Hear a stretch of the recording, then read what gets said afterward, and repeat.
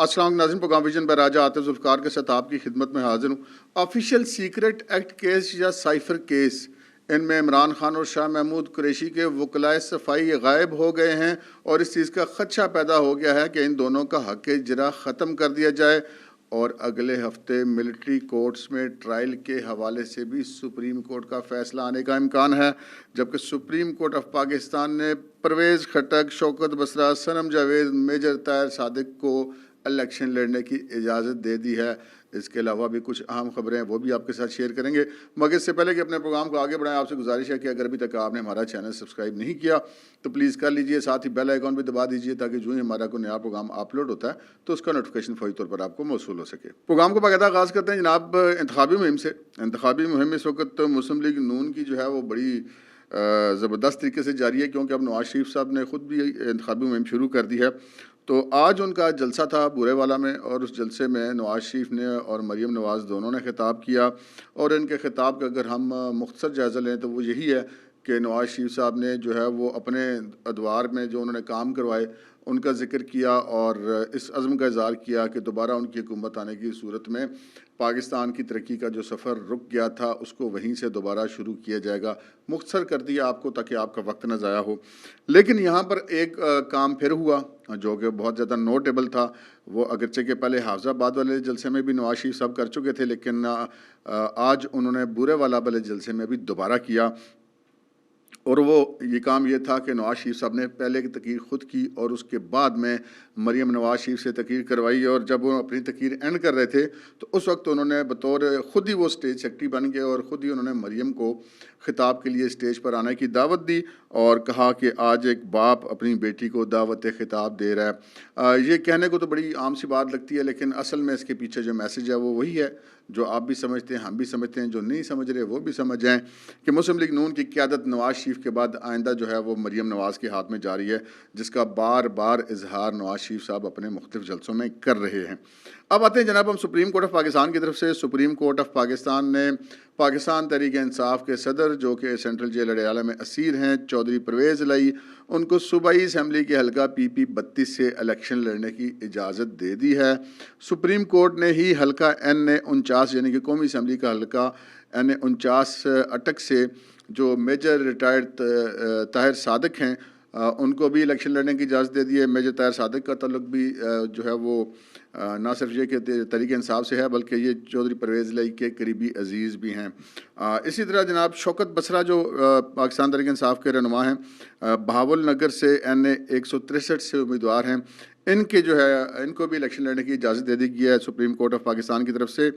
जबकि पाकिस्तान तहरीक इंसाफ से तल्लुक़ रखने वाली सोशल मीडिया की टिकटॉकर जो हैं सनम जावेद, उनको हल्का NA 119, NA 120 और PP 150 से इलेक्शन लड़ने की इजाज़त सुप्रीम कोर्ट ने दे दी है। ये तमाम फ़ैसले सुप्रीम कोर्ट के जज जस्टिस मंसूर अली शाह की सरबराही में कायम 3 रुकनी बेंच ने दिए हैं। इनकी तफसील में हम नहीं जाएंगे, इजाज़त इनको मिल गई है। और ये जो सनम जावेद साहब हैं ये कोई सियासतदान नहीं है, टिकटॉकर हैं बुनियादी तौर पे। और इन्होंने ये ऐलान कर रखा था कि जी मैं जहाँ जहाँ से मरीम नवाज़ इलेक्शन लड़ेंगी वहाँ से मैं इलेक्शन लड़ूंगी। और इन्होंने फिर ये किया जनाब के मरीम नवाज़ ने जिन 3 हल्कों से कागजात नामजदगी जमा करवाए थे उन्हीं 3 हल्कों से इनके भी करवाए गए जो कि मुस्तरद हो गए थे, लेकिन आज वो बहाल कर दिए गए। मरीम नवाज़ जो है वो एक कौमी असम्बली का हल्का उन्होंने छोड़ दिया है, एक हल्के से लड़ रही हैं NA 119 से और PP 150 से सूबाई असम्बली के दूसरा हल्का जो है। और सनम जावेद जो है वो भी इलेक्शन लड़ेंगी। अच्छा, मैंने इस हवाले से मेरा एक मौक़िफ़ जो है वो ये है कि ये इजाज़त मिल जानी चाहिए थी। मिल क्यों जानी चाहिए थी कि जिन पाकिस्तान तहरीक इंसाफ के लोगों को ये लगता था कि सनम जावेद जो हैं वो इतनी बड़ी टिकटॉकर हैं कि वो इलेक्शन लड़ कर मरीम नवाज शरीफ को शिकस्त दे सकती हैं, तो चलो उनके दिल में कोई हसरत नहीं रहेगी कि जनाब मरीम के मुकाबले में सनम जावेद को जो है वो टिकट दिया था PTI ने और वो उनको इलेक्शन लड़ने नहीं दिया गया और ये कोई बहुत बड़ी साजिश होगी, वरना तो बस मरीम ने मारे ही जाना था। तो वो अब किसी को हसरत इस बात की नहीं रहेगी कि सनम जावेद होती तो ये होता, सनम जावेद होती तो वो होता। अब सनम जावेद भी इधर ही है, घोड़ा भी इधर ही है और मैदान भी इधर ही है। इनसे अब अगली खबरों की तरफ हम चलते हैं जनाब। अगली खबर जो है वो मिलिट्री कोर्ट्स के हवाले से है। मिलिट्री कोर्ट्स ने को सुप्रीम कोर्ट के एक बेंच ने सिविलियन के ख़िलाफ़ ट्रायल से रोका जो 9 मई के हवाले से کیسز تھے فوجی عدالتوں میں چلنے تھے، اور اس کے بعد سپریم کورٹ نے اس کی اپیل پر ایک عارضی حکم جاری کیا کہ جی اچھا یہ وہ ٹرائل کر لیں لیکن وہ فیصلہ نہ دیں جب تک کہ سپریم کورٹ اس کیس کا فیصلہ نہ کر دے۔ تو اب یہ خبر مل رہی ہے کہ آئندہ ہفتے کے لیے ملٹری کورٹس کے حوالے سے جو اپیل ہے وہ باقاعدہ سماعت کے لیے مقرر ہو گئی ہے، اور یہ سپریم کورٹ کا لارجر بینچ جو ہے وہ اس کی سماعت کرے گا۔ آپ نے جو تھم نیل میں دیکھا کہ آئندہ ہفتے اس کے فیصلے کا امکان ہے، تو وہ اس وجہ سے ہم نے یہ لکھا ہے کہ ہم نے یہ دیکھا ہے کہ اس طرح کے جو کیسز ہیں اور اس میں سپریم کورٹ کو زیادہ دن نہیں لیتی، مطلب یہ میرے خیال میں تو اس کا فیصلہ پہلی جو تاریخ پڑے گی اسی پر ہو جائے گا، اگر اس پہ نہ ہو تو زیادہ سے زیادہ ایک تاریخ اور پڑ جائے گی، اور شاید وہ 1-2 دن کے اندر ہی ہو۔ تو اس چیز کا غالب امکان ہے کہ جو آئندہ ہفتہ عدالتی ہفتہ شروع ہوگا اس کے اندر ملٹری کورٹس کے حوالے سے جو ہے وہ اپیلوں پر فیصلہ آ جائے گا کہ ان کو وہ ٹرائل کرنے کا حق ہے یا نہیں ہے،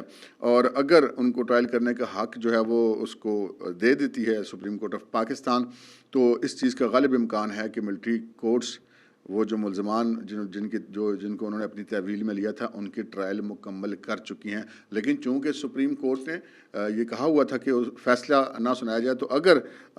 سپریم کورٹ کی طرف سے فوجی عدالتوں کی بحالی کا فیصلہ آ جاتا ہے تو ادھر سے فیصلہ آئے گا اور ادھر سے پھر ملٹری کورٹس کے وہ فیصلے آ جائیں گے جو ٹرائل کر کے انہوں نے اس چیز کا امکان ہے کہ انہوں نے رکھے ہوئے ہیں، اور سپریم کورٹ کے حکم کی وجہ سے وہ رکھے ہوئے ہیں۔ تو جو ہی سپریم کورٹ کا حکم آئے گا تو وہ فیصلے بھی دھڑا دھڑ آنے شروع ہو جائیں گے کہ کس کو سزا ہوتی ہے اور کون بری ہوتا ہے، اور کس کو کم سزا ہوتی ہے اور کس کو زیادہ سزا ہوتی ہے۔ تو یہ معاملہ اس طرف چلا جائے گا۔ اچھا جی، اگلی خبر کی طرف ہم آتے ہیں، وہ ہے سائفر والا کیس یا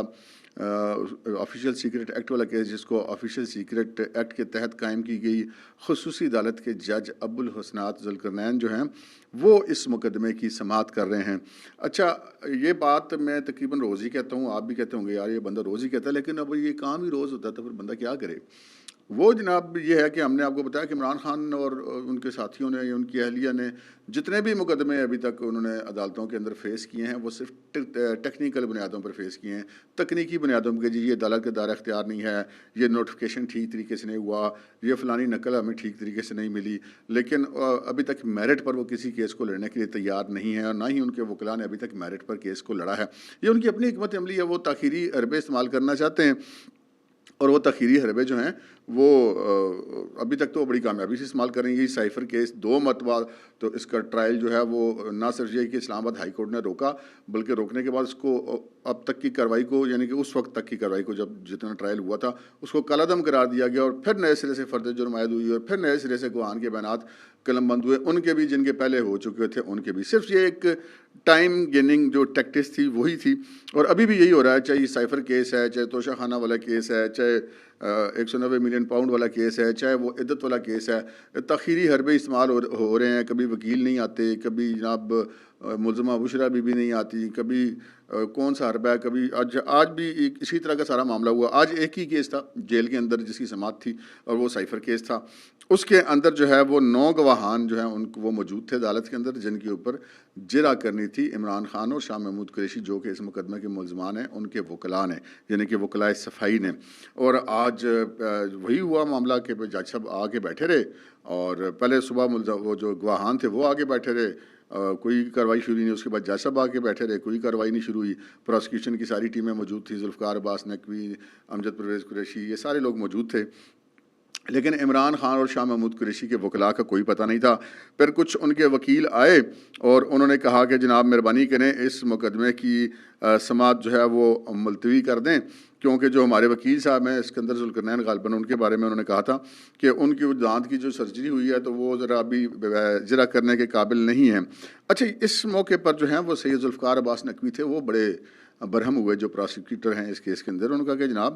16 جنوری سے عدالت نے یہ فیصلہ دے رکھا ہے کہ جی بدھ کے دن سے جرح ہوگی۔ اب روزانہ ہوتا یہ ہے کہ پراسیکیوشن اور ان کی پوری ٹیم آ جاتی ہے، جج صاحب جو ہیں وہ باقی اپنی کیسز چھوڑ کر اس کیس کی سماعت کے لیے آ کر کے یہاں پر عدالت لگاتے ہیں، پھر جو گواہان ہیں وہ آ جاتے ہیں۔ اچھا، پھر یہ بھی بتایا گیا کہ ایک گواہ جو ہیں وہ UAE کے سفارتی عملے میں شامل ہیں، تو وہ بھی آ جاتے ہیں، اور انہوں نے وہ بیچارے چھٹی لے کر پاکستان میں اس کیس کی گواہی کے لیے کہ اب بیان تو ان کا ہو گیا، ان پہ جرح ہو تو وہ واپس جائیں. تو انہوں نے کہا کہ یہاں پر جو ہیں وہ وکلاء آتے ہی نہیں. اور پھر انہوں نے کہا کہ جی اتنی بڑی ان کی وکلاء کی ٹیم ہے، کسی ایک خاص وکیل کی بات تو نہیں ہے، بہت سارے وکیل ہیں ان کے پاس، سب کے وکالت نامے اس مقدمے کے اندر جمع ہیں. تو یہ جناب انہوں نے یہ مطالبہ کیا عدالت سے کہ عدالت ان کا اب حق جرح ختم کرے، کیونکہ ان کو بار بار وقت دیا جا رہا ہے. اچھا، پھر عدالت نے ان کو 10:30 بجے کا وقت دیا، پھر ان کے وکلاء کوئی نہیں آئے. پھر 11:30 بجے کا وقت دیا، پھر بھی وکلاء نہیں پہنچے. پھر 12:30 کا وقت دیا، پھر بھی وکلاء نہیں پہنچے. تو پھر یہ جو ہے وہ جج صاحب نے کہا کہ جج صاحب بھی گرمی کھا گئے. انہوں نے کہا یار بس بہت ہو گئی نا. انہوں نے کہا کہ اگر پھر ہم نے ان کا حق جرح اگر ختم کر دیا تو پھر یہ کہیں گے کہ ہمارے ساتھ زیادتی ہو رہی ہے. یہ کیا طریقہ ہے؟ میڈیا بھی موجود ہوتا ہے، پروسیکیوشن بھی موجود ہوتی ہے، گواہ بھی موجود ہوتے ہیں، جج بھی موجود ہوتا ہے، اور وکلاء صاحبان ہے کہ وہ آتے ہی نہیں ہیں کہ محض اس وجہ سے کہ کیس کو لنگر آن کیا جا سکے. تو پھر یہ ان کے وکلاء میں سے کسی نے کہا جی وہ جی جو پچھلے 4 گاؤں پہ جرح ہوئی تھی ان کی نقول ہمیں نہیں ملی. ان کا یار یہ بھی کوئی کام ہے کرنے کے، آپ پڑھو نقول، جو آپ کو نقلیں چاہیے بتائیں، جو آپ کو چیزیں چاہیے وہ آپ مزید لے لیں، لیکن عدالت کا وقت ضائع مت کریں. تو وہ بہرحال پھر جج صاحب اٹھ کے انہوں نے کہا جی کہ ٹھیک ہے، پھر میں دیتا ہوں فیصلہ اس پہ کہ اب اس کیس میں آگے کیا کرنا ہے. اور یہ بھی کہا جو ان کے پروسیکیوشن کے وکلاء تھے کہ اگر اسکندر ذوالقرنین نہیں ہیں تو علی ظفر بھی ہیں، جو سلمان صفدر بھی ہیں، اور بہت سارے وکلاء ہیں جن کے وکالت نامے جمع ہیں. تو کوئی بھی آگے اس کیس کو جو ہے وہ عدالتی کارروائی کو آگے بڑھا سکتا ہے. لیکن مقصد چونکہ میں نے آپ کو بتایا نا ناظرین، ان کا عدالتی کارروائی کو آگے بڑھانا تو مقصد نہیں ہے. ان کا مقصد تو عدالتی کارروائی میں پھٹا ڈالنا ہے، عدالتی کارروائی کو لٹکانا ہے. اور یہ کل بھی میں نے آپ کو اس خدشے کا اظہار کیا تھا کہ اب جب یہ کوئی بھی کیس اپنے فائنل اس کی طرف جاتا ہے تو ان کا طریقہ کار ہے کہ یہ عدالت پہ چڑھائی کر دیتے ہیں، جج سے لڑ پڑتے ہیں. جب پروسیکیوٹر سے تو لڑتے ہی لڑتے ہیں، لیکن ججوں سے لڑ پڑتے ہیں. جج دلاور کی عدالت میں آپ نے دیکھا کہ مطلب ان کو باقاعدہ طور پہ عمران خان موجود تھے، وکلاء موجود تھے، جج دلاور کو باقاعدہ گالیاں دی گئی، وہ ویڈیوز موجود ہیں. اور پھر جب بہت 30 سے زائد انہوں نے دفعہ سماعت ملتوی کی، پھر بھی سماعت ملتوی وہ التوا مانگ رہے تھے، تو پھر انہوں نے فیصلہ سنا دیا. تو پھر اس پہ آج تک اسی پہ جی وہ جی ہمارا جو حق ختم ہو گیا. تو اگر اب اس کیس کے اندر ان کا حق جرح ختم ہو جاتا ہے تو پھر یہ کہیں گے کہ جناب ہمارے ساتھ بڑی زیادتی ہوئی، جناب ہمیں انصاف نہیں ملا. اب ہمارے سورسز کا یہ کہنا ہے کہ جج صاحب جو یہ کہہ کے اٹھ گئے ہیں کہ ٹھیک ہے میں اس چیز کے اوپر فیصلہ کرتا ہوں، تو اب وہ فیصلہ آج رات کو کرتے ہیں یا کل صبح عدالت میں بیٹھ کے سناتے ہیں. تو یہ جو ہمارے جو قانونی ماہرین ہیں یا جو ہمارے صحافی دوست وہاں پر وکلاء اس کے جو صحافی اس کیس کو کور کر رہے ہیں، ان کا کہنا ہے کہ اس وقت عدالت 3 فیصلوں میں سے کوئی ایک فیصلہ کر سکتی ہے. ایک فیصلہ یہ کر سکتی ہے کہ بہت دفعہ چانس دیا گیا، ان کے وکلاء جرح کرنے کو تیار نہیں ہیں، مختلف بہانے کرتے ہیں، تو انہوں نے کہا کہ ان کا حق جرح بھی ختم ہو سکتا ہے، عدالت جی ختم کر سکتی ہے، جس کا اشارہ بھی دیا جج صاحب نے. دوسرا یہ ہے کہ جی جو ملزمان کے وکیل ہیں، باقی وکیل ہیں وہ جرح کر لیں، اور مدعیہ پروسیکیوشن کے وکیل جرح کر لیں. تیسرا آپشن یہ ہے کہ وہ عدالت حکم جاری کرے ایڈوکیٹ جنرل اسلام آباد کو کہ وہ سرکاری وکیل مقرر کر دے جو ان کی طرف سے آ کر کے کیس کو لڑے اور جرح کرے اور عدالت کی کارروائی آگے بڑھے. تو پھر اگر سرکاری وکیل آیا وکیل صفائی کے طور پہ، تب یہ کہیں گے نہیں جی وہ تو سرکاری وکیل ہے تو اس نے تو ہمیں جان بوجھ کے مروا دیا، حالانکہ کیس تو پہلے سارا ان کے وکلاء مکمل کرا چکے ہیں، تو خالی جرح ہی رہتی ہے. تو اب وہ حق جرح ختم ہوتا ہے یا جرح ایویڈنس کلوز کر دی جاتی ہے یا دوسرا وکیل آ جاتا ہے سرکاری، تو ہر صورت میں پھر وہ اس معاملے کو متنازع ہو جائے گا، اور متنازع بنانا ہی ان کا مقصد جو بظاہر دکھائی دیتا ہے. تو یہ جناب صورتحال ہے اس کیس کے حوالے سے. ہم نے کہا آپ کے ساتھ یہ بھی شیئر کر دیں. ابھی جو کہانی ہے وہ بڑی عجیب سی ہے. عجیب سی اس حوالے سے ہے کہ جی 9 مئی کا واقعہ ہوئے آج اتنے مہینے ہو گئے ہیں، اب اگلا الیکشن بھی سر کے اوپر آ گیا ہے، اور 8-9 مہینے سے زیادہ گزر جانے کے باوجود ابھی تک 9 مئی کے کسی ملزم کو کسی عدالت سے سزا نہیں ہو سکی. اب اگر ہم یہ کہیں کہ جی اس میں پروسیکیوشن کا قصور ہے تو بالکل غلط ہے. اس میں یہ ضرور ہے کہ عدلیہ کے اندر بہت سارے فیکٹرز ایسے ہیں جو کہ ان کو انڈیو فیورز دے رہے ہیں، اور ابھی بھی دے رہے ہیں، اس میں تو کوئی شک کی بات نہیں ہے. میں اس چیز کو آج سوچ رہا تھا دن کو کہ میں نے کہا یار یہ دنیا میں اگر کوئی بھی ملک ایسا ہوتا جہاں پہ اس طرح فوجی تنصیبات کے اوپر حملے ہوتے، اس طرح شہداء کی یادگاروں کو توڑا جاتا، حملے کیے جاتے، جہازوں کے ماڈل جلائے جاتے، دیواریں گرائی جاتی، تو کیا ہوتا. میرا نہیں خیال کہ اول تو 1 مہینے کے اندر نہیں تو بہت زیادہ نہیں تو 3 مہینے کے اندر ان مقدمات کے فیصلے ہو جاتے، جن کو سزا ہونی ہے ان کو سزا ہو جاتی، جن کو بری کرنا وہ بری ہو جاتے. لیکن یہ کیا مطلب ریاست پاکستان کا حلیہ بگاڑ کے رکھ دیا گیا ہے کہ آج بڑے افسوس سے کہنا پڑتا ہے کہ ہماری جو اسٹیبلشمنٹ ہے وہ اس معاملے کے اندر بے بس دکھائی دیتی ہے. ہمارا جو ادارہ ہے پاک فوج، جو اس ملک کے دفاع کا، اس کے استحکام کا ضامن ہے، وہ اتنا بے بس دکھائی دیتا ہے کہ 200 سے 300 سے زائد مقامات پر ان کے اوپر حملے کیے جاتے ہیں، اور یہاں پر عدالتوں میں ان کا کیس بھی چلنے نہیں دیا جاتا، اور ملزمان کو تحفظ فراہم کیا جاتا ہے. تو یہ ایک افسوسناک امر ہے، اور ان کا فیصلہ ہونا چاہیے. اور اس میں مطلب 2-3 آپشنز ہیں، مطلب ان آپشنز میں سے کوئی نہ کوئی تو یقیناً ہونا چاہیے. اور ایک جو واحد حل جو مجھے نظر آتا ہے، جس کا شاید کوئی قانونی تو اس کا پہلو نہیں ہے، لیکن یہ ضرورت ضرور ہے وقت کی، وہ یہ ہے کہ ایک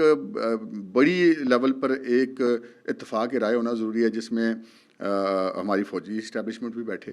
جس میں ہماری عدلیہ کی اسٹیبلشمنٹ بھی بیٹھے، اور جس میں ہمارے جو پارلیمان کی نمائندگی وہ بھی پارلیمنٹ اگر اس وقت موجود نہیں ہے تو اسپیکر جو ہوتے ہیں وہ موجود ہوتے ہیں، چیئرمین سینٹ موجود ہوتے ہیں، وہ پارلیمان کی نمائندگی کر سکتے ہیں. تو اس چیز پہ ایک فیصلہ ہونا چاہیے کہ پاکستان کی ریاست لاوارث نہیں ہے، اس پاکستان کے ادارے لاوارث نہیں ہیں. کوئی فوج کی تنصیبات پر حملہ کرے، کوئی عدلیہ کے اوپر حملہ کرے، کوئی پارلیمنٹ کے اوپر حملہ کرے، ان حملوں کے حوالے سے ریاست کی پالیسی میں ٹالرنس زیرو ہونا چاہیے، اور کوئی ان کو فیسیلیٹیٹ اگر کرے تو پھر اس کے خلاف بھی کارروائی ہونی چاہیے. اس کے علاوہ آپشن کوئی نہیں ہے، ورنہ پھر